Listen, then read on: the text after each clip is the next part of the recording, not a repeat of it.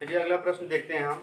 लिखा गया है tan p minus cot r का मान ज्ञात कीजिए। आपको चित्र में दिया गया है, लंब दिया है, कर्ण दिया है, आधार नहीं दिया। सबसे पहले हम क्या निकालेंगे, आधार निकाल लेते हैं। तो आधार बराबर हम क्या निकाले हैं, क्यू आर बराबर क्या हो जाएगा, देखिए पी आर का स्क्वायर माइनस क्या घटा देंगे हम, पी क्यू को। तो निकाल लेते हैं। देखिए हमको दिया गया है, क्या क्या दिया गया है, हमको क्या निकालना है, क्यू आर निकालना है। तो पी आर कितना दिया गया हमको, पी आर दिया गया है 13। 13 का स्क्वायर कर लेंगे। पी क्यू दिया है कितना, 12। 12 का स्क्वायर हो जाएगा। ठीक है, 13 का स्क्वायर कितना होता है, 169 होता है, माइनस 12 का होता है 144। तो घटा देते हैं।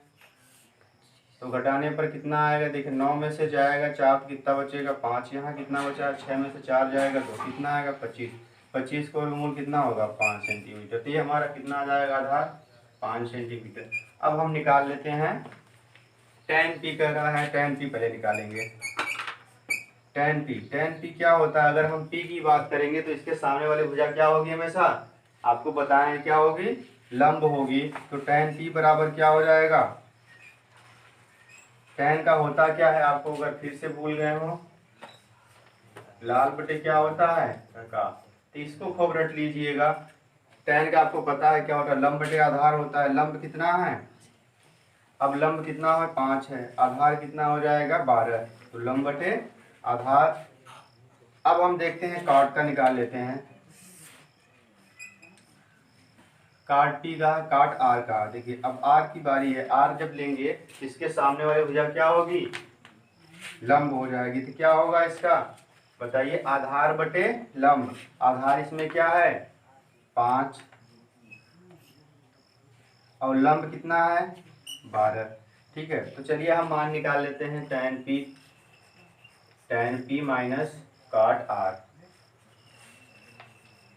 तो tan p minus cot r का अगर हम निकालेंगे तो tan p का मान कितना दिया है, बताइए। यहाँ पे लिखे हैं 5/12। तो क्या कर देंगे, 5/12 माइनस लगाइए 5/12। cot r का भी मान है तो लिख देंगे 5/12। ठीक है, दोनों का एलसीएम कितना होगा, 12। यहाँ 5, यहाँ -5 हो जाएगा। ये 5 से 5 घट जाएंगे, कितना आएगा, 0/12। यानी 0 को भाग करेंगे कितना आएगा, 0। इस तरीके से हम लिख सकते हैं इसका कितना आएगा, यानी इसका मान कितना आएगा, 0। tan p minus tan r का, cot r का मान आएगा। एक चीज़ आपको ध्यान देने वाली बात यह है, जब भी हम जिस कोण की बात करेंगे, जिस कोण की हम बात करते हैं उसके सामने वाली भुजा क्या होती है, लंब होती है। ठीक है, यहाँ हम किए तो ये लंब हो जाएगा, ये करेंगे तो ये लंब होगा। ठीक है, ये कोण लेंगे तो ये लंब होगा, अगर ये कोण लेंगे तो ये लंब हो जाएगा। ये कर्ण आपका सेम रहेगा, कर्ण में कोई परिवर्तन नहीं होगा। और दूसरा, इस चीज़ को आप याद कर लेंगे अच्छी तरीके से, लाल बटे कटा। ठीक है, वैसे भी देहाती में सब लोग लाल बटे कटा को सब जानते हैं, लाल को भी जानते हैं, कटा को भी जानते हैं। तो चलिए ठीक है, इस तरीके से आपको लगाना है। ठीक है, चलिए देखते हैं अगला प्रश्न जो लिखा गया है। साइन ए बराबर 3/4 तो cos ए और tan ए का परिकलन कीजिए। चलिए देखिए, साइन ए हमको दिया गया है, अब हल कर लेते हैं इसको। तो साइन ए बराबर होता क्या है, आपको साइन ए बराबर होता क्या है, लंब बटे कर्ण होता है, लंब बटे कर्ण। अब ये साइन ए बराबर हमको दिया है, यहाँ पे कितना दिया है, 3/4। तो अब हम पता लगा सकते हैं लंब कितना है, लंब हमको दिया गया है 3 और कर्ण दिया गया है कितना, 4।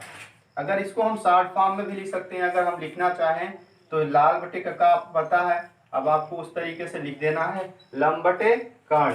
तो लंब हमको मिल गया 3, कर्ण मिल गया 4। लेकिन अब हम जानते हैं, चित्र बना लेते हैं, लंब कर्ण से हमारा क्या काम चल जाएगा।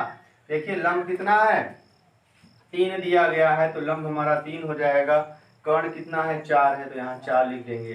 ठीक है, अब देखिए हम चाहे जो मान लेते हैं, ए इसको बी यहाँ पे, सी यहाँ मान लेते हैं। तो हमको क्या करना, अभी आधार निकालना बाकी है। तो आधार निकालने के लिए क्या करेंगे हम, चलिए आधार निकाल लेते हैं। देखिए अब हम आपको दूसरा तरीका बताते हैं।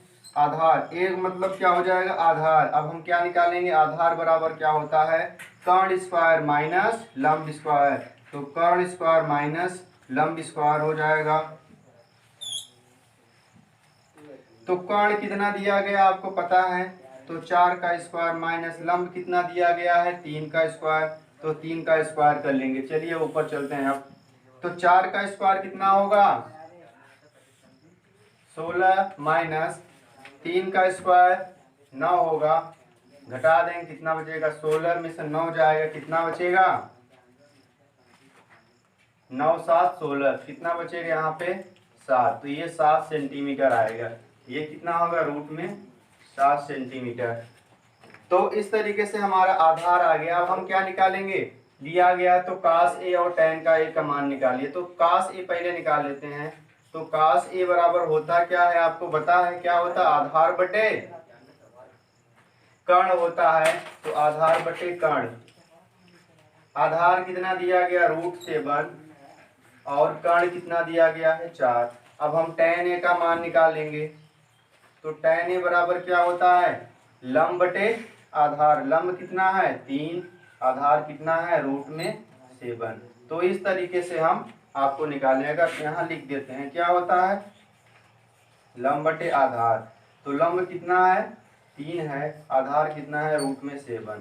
तो इस तरीके से आपको मान निकालना है। साइन कास ए का भी मान आ गया और tan ए का भी मान हो गया। तो इस तरीके से हम निकालेंगे, ठीक है।